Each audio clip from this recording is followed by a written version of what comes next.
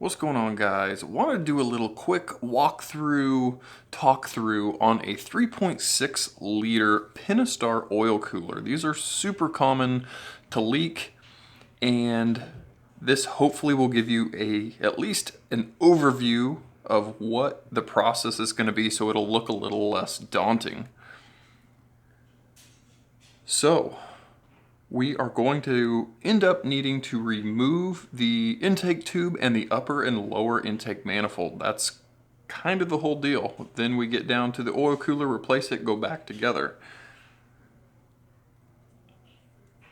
So first things first, we are going to need to remove that intake tube, and those are 8mm clamps and then a couple of 10mm bolts that bolt that to the radiator fan. We're going to have one electrical connector on the bottom of the intake tube, which is your intake temp sensor. We'll need to unplug that before we can pull that tube out, throw it to the side. And now we start with the upper intake manifold.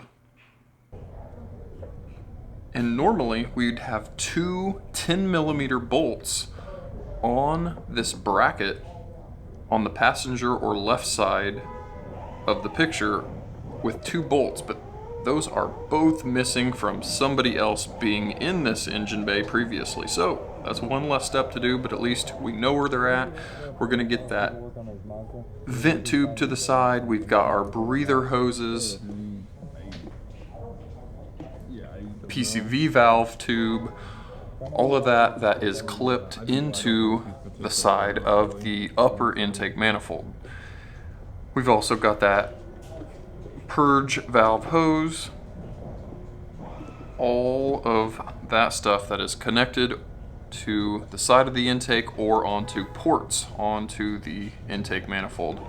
On the opposite side, we've got our map sensor and our electronic throttle body connector that we will need to get unplugged, get all the clips popped that hold the wiring harness onto the intake manifold off, and then we will have a couple of 10mm nuts that bolt the intake manifold to the brackets on the side of the engine. So we will have two up here kind of near the throttle body that we'll need to get out. And then we will have two nearer the back of the intake manifold that we'll need to pull out. Set those up on your cowl, up out of the way so you don't lose them. Also on that side with the brackets, we are going to have the brake booster vacuum supply tube that we'll need to get out of the way. And the intake manifold is held down with 8mm bolts.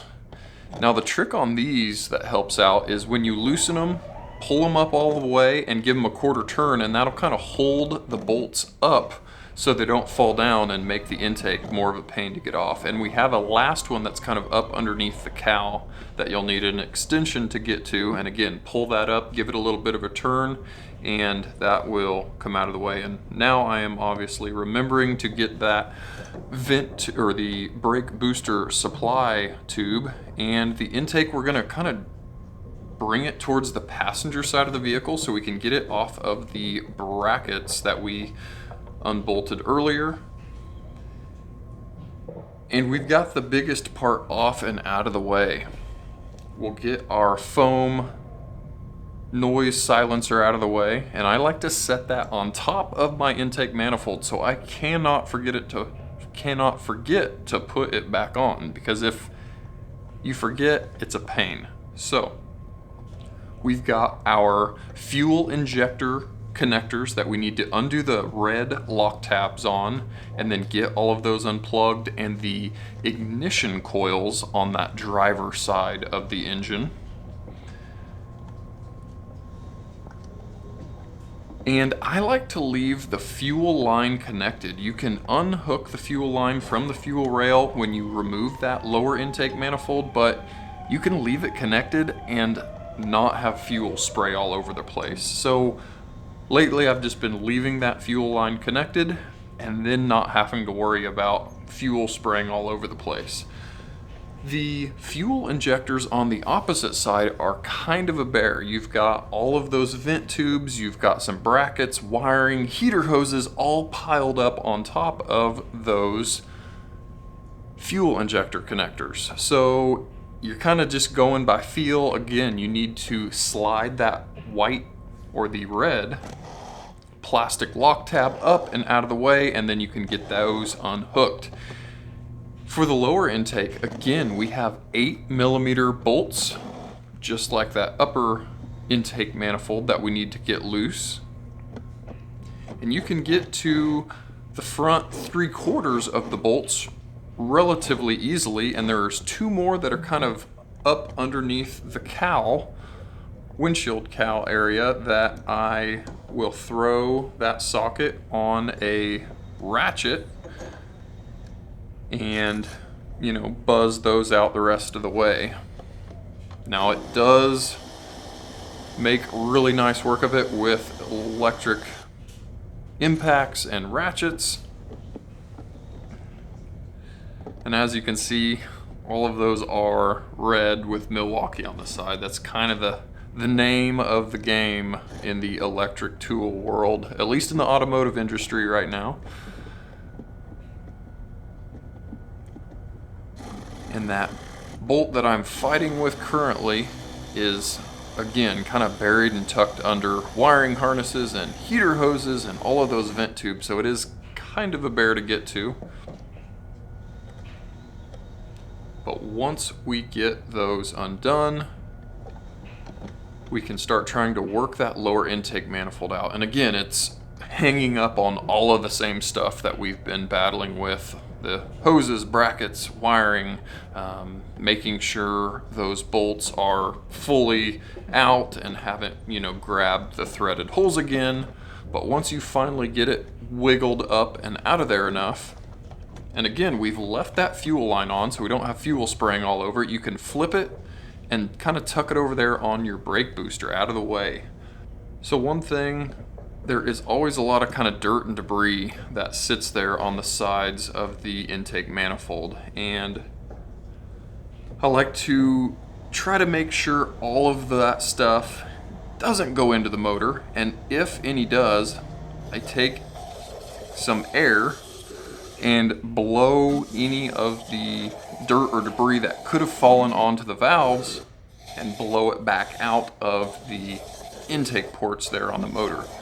Once you get those intake ports blown out as good as you can, go ahead and take a rag, and there's of course always a bunch of oily residue and dirt and debris, and I try to wipe around the intake ports and get everything as clean as I possibly can, so when we go back together, the gaskets aren't sitting on dirt and trash and can actually seal like they need to. So spend a little time cleaning up so you don't cause yourself issues or have that motor eat any dirt and dust. So there are 2 electrical connectors on the back of that oil cooler. We have an oil temperature switch or sensor and a oil pressure switch or sensor. So unplug both of those. There's a red lock tab on them that you'll slide up, and then we have a coolant line on the back of the oil cooler, and I like to take some hose pinch off pliers, those blue things, and pinch off that coolant hose, so when you do lift the oil cooler, you aren't going to have a whole bunch of coolant pouring out of it since you've got that system capped off. And the fastener that they use for the oil cooler is an E8 inverted Torx. So you will need a kind of a special socket, an E8 inverted Torx.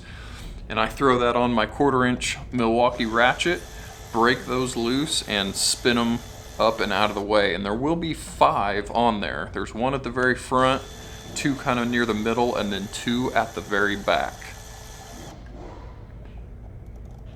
And those bolts are captured on the oil cooler, so you don't have to worry about them flying off into the engine. They literally cannot fall out. they will stay in that oil cooler even if you flip it upside down. So that makes it kind of nice. So once we get that last bolt loose, you can start to work on wiggling that oil cooler up and out of the valley, because there are a couple of O-rings on pipes that are going into the valley of the motor.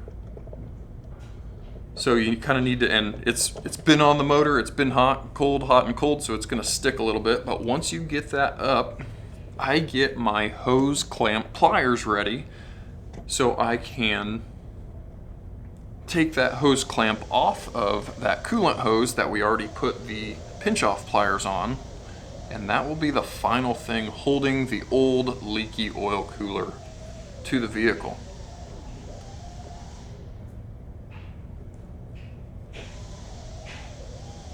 Once we get that hose clamp loosened up and that hose wiggled off the back, and again, we shouldn't lose too much coolant since we've got those pinch off pliers on, but we do want to take a look at the bottom of the oil cooler because there is 4 or 5 O-rings there, and we want to make sure they aren't stuck on the engine because our new oil cooler has O-rings and we don't want to have 2 of them stacked on top of each other. So take a glance, make sure we don't have O-rings stuck to the motor. Now you see all the oil down in the valley of the engine. Now you can clean all that up, or what we do, once we're done all the way back together, we go into our wash bay with a pressure washer and run a whole bunch of pressurized water through the valley, and that cleans everything up. So whatever works for your situation, or however much of a mess you want to make or not. But the oil cooler goes right back on like we took it off. So we've got the fresh cooler now. We're putting on, getting our coolant hose installed first, and then we will set it down in the valley of the engine. And again, there's a couple of O-rings you're trying to line up, so make sure you've got it in the right spot. And once it is in the right spot, those E8 inverted Torx screws or bolts will kind of fall into place. And don't tighten them all the way up. Make sure you get all 5 of those started before you tighten them down, just to make sure it's on there nice and square like it should be. So right now I'm just going through tightening them, or excuse me, I'm snugging them, making sure they are all started before I go through and do my final tighten.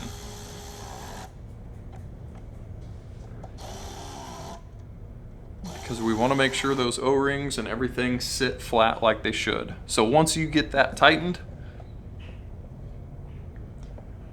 I go ahead and pull my hose pinch off pliers off, and then do not forget to plug in the oil pressure and oil temperature sensors. It's a long way to go back down if you get it all the way put back together, so make sure you plug those in now. Don't ask me why I know that.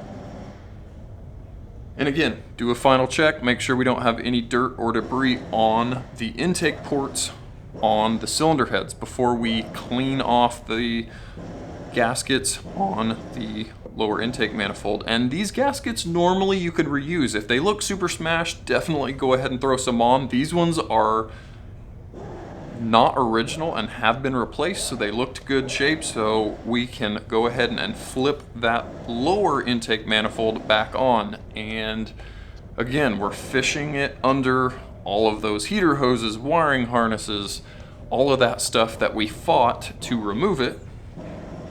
So take your time, make sure you're not smashing any wiring, getting anything caught underneath that intake manifold.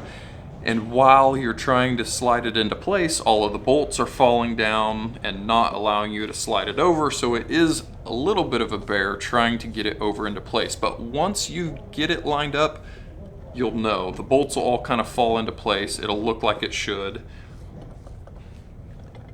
And now we've got it in place.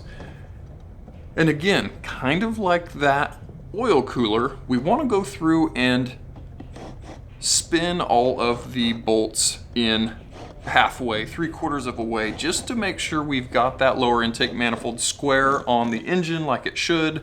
If we tighten up one all the way, it may be crooked and not allow us to get the other started. So get them all started before you go through and tighten all of those 8mm bolts all the way.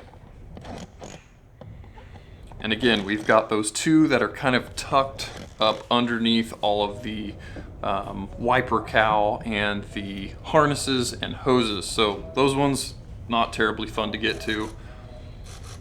I kind of throw that 8mm deep socket on that Milwaukee ratchet, get it on the bolt as good as you can, and eventually you will get the bolt tight.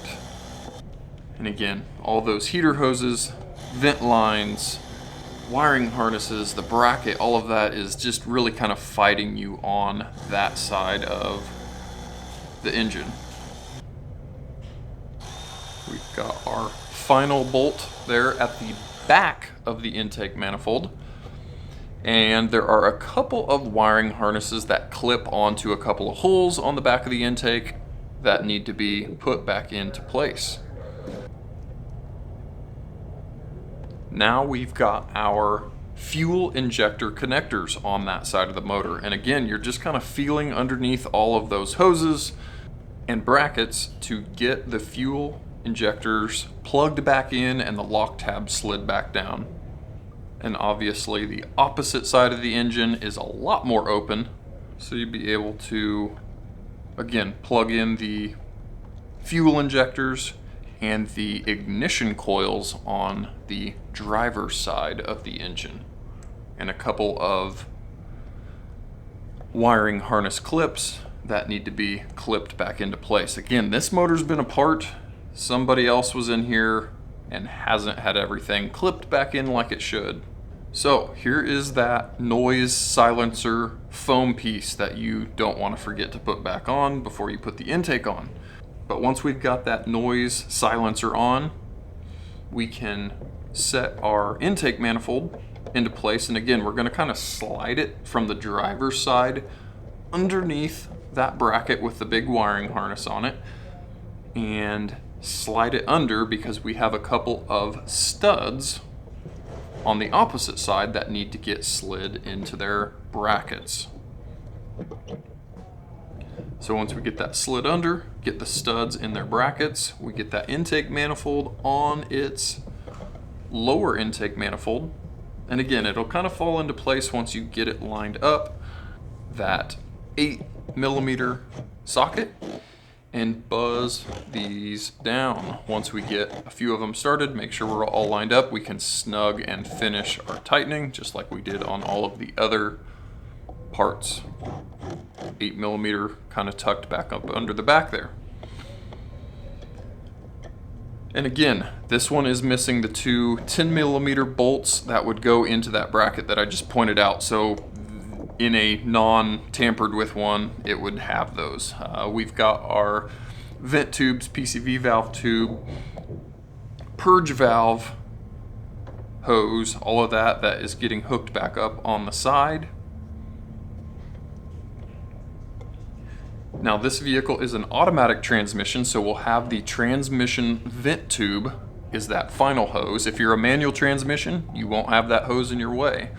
On the opposite side, we've got our wiring harnesses for our map sensor and our throttle body that we need to get hooked up. We will also have that brake booster vacuum hose that needs to get hooked up to the side of the intake manifold. Now is a good time, get your coolant filled. Also, it's a good time to change your engine oil because the Mopar oil cooler comes with a new oil filter already loaded in it. So great time, drain your oil, put some fresh in it. It's already got a filter in it. We've got the two, our intake temp sensor I'm hooking up now.